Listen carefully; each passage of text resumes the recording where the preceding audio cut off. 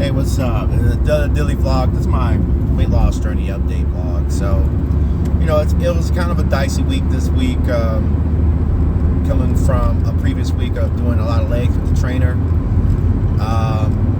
It was definitely shocking to my legs, and so my legs were sore for a while. Then we tried to do another leg workout. Was it Thursday? Tuesday? Well, Wednesday actually. Wednesday we did another one, and I gotta tell you that my leg wasn't having it. I was trying to do these leg workouts, so I need like some time to let my leg heal better. And it's frustrating because, well, it's a couple things. Like the guy who's helping me out that I'm bartering training with, like I know like the intention is right, but I don't think someone who's never been like really that, like, I don't think he's ever been like obese. And so I think that because he's never been obese, it's hard for him to really understand like what it's like to do workouts and train. Like I think it takes more than just reducing weight. There has to be some encouragement there. There has to be some, all right, or maybe say, okay, maybe this is too much for him.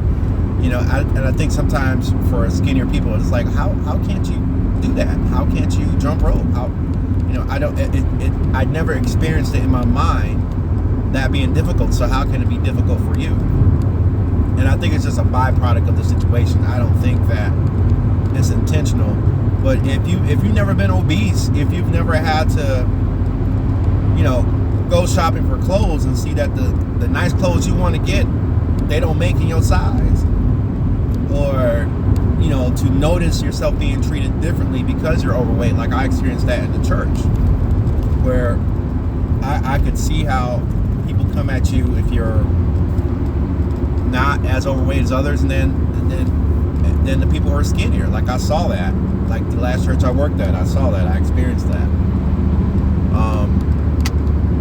So it's really frustrating me because I'm pretty much the fattest guy in the room. And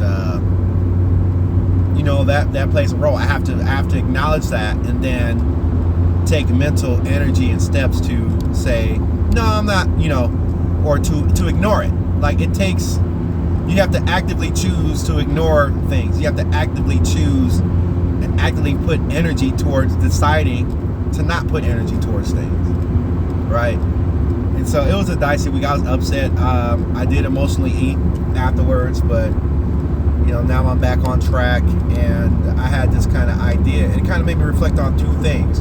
Why am I doing this? Well, one of the reasons I'm doing this is that because I don't have forever. My dad dying really revealed to me my mortality, right? And that has been like looming over my mind for the last 2 years since my dad died. He died because of health risks. Even though we didn't have the type of conversations I fully wanted to have, we did talk about his diabetes. He would talk about that a lot, and he would talk to me a lot about that and how it affected him and how it affected his health. But what he didn't do was make changes, and I don't know if that he could or couldn't, or maybe he didn't know how. And I was trying to show him how, because I brought him a food scale, which I currently use now. And I'm about to order another food scale that's USB rechargeable, because I'm tired of putting batteries in these doggone food scales. And even me, like I've been wanting to lose weight for a while, for years, and I still haven't pulled it off. And a lot of times what happens is, then I was watching another video, a lot of times what happens is you have like a traumatic life experience, and when that traumatic life experience comes, you lose a lot of motivation and a lot of drive, so that was hard, and it just made me upset, because I really wanted to lose the weight, and then life happens, family trauma happens, we're not doing that. So that was hard for me, but I kept it moving, and now we're moving forward to today. Today's an overcast day.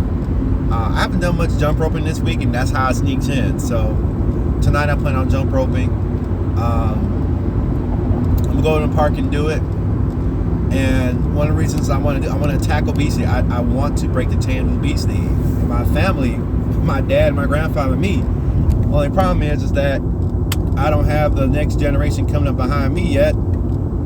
But I'm gonna get ready, and I'm gonna be healthy. And honestly, if life's gonna be flawed and not gonna be perfect, then I'm gonna do what I can to make sure things are as best as I can. So while I know that not being overweight isn't gonna solve all of my problems, it's not going to fix a lot of things, but what I want, that I know what it can do, it can improve things.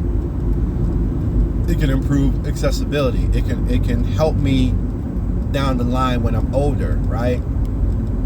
And if I can get on it now, knowing what I know now, I can then better prepare myself for later on, for when I'm older. I'm trying to figure out why my twists are like just sticking out like that, but that's okay. So, that's it. So yeah, I had a rough week. I was concerned about the back of my left leg, or the area where I have sciatica at. It was causing problems for me, and it was like very frustrating because of the odd plays, But it seems to be recovering okay, but I'm going to give it a week. But that's the thing. Like, I know that the hard things are the things you got to go after with this sort of thing. So that's why I jumped rope and stayed jump roping as consistent as I did. But it's because I know that it was hard. It was hard to do. But 3 months into it, now it feels a lot more normal, and now I'm going to continue to add another 3 months to it. And it's hard. It's hard to jump rope when you're like north of 250 pounds. Like for me, you're north of 250 pounds. You don't have a lot of muscle mass built up. It's hard, and it's like, dang, So with that being said, I will continue to jump rope. It was a rough week this week. I was trying overnight oats, but I was like, I'm just gonna stick to my oatmeal, because even while overnight oats are cool and tasty, but they take a lot more work and they take a lot more energy to make happen. So with that being said, I'm probably just gonna go back to my oatmeal for breakfast. It's a very consistent thing. I like it because it's consistent. It's not as tasty as some nice scrambled eggs and turkey bacon, which I did portion for my calories, but I just like it because it's consistent. It's something to have in the morning. It's a way to start the day. I'm not really a coffee drinker, and so I'm enjoying that. So with that being said, I'm gonna get off of here. That's my weight loss journey update on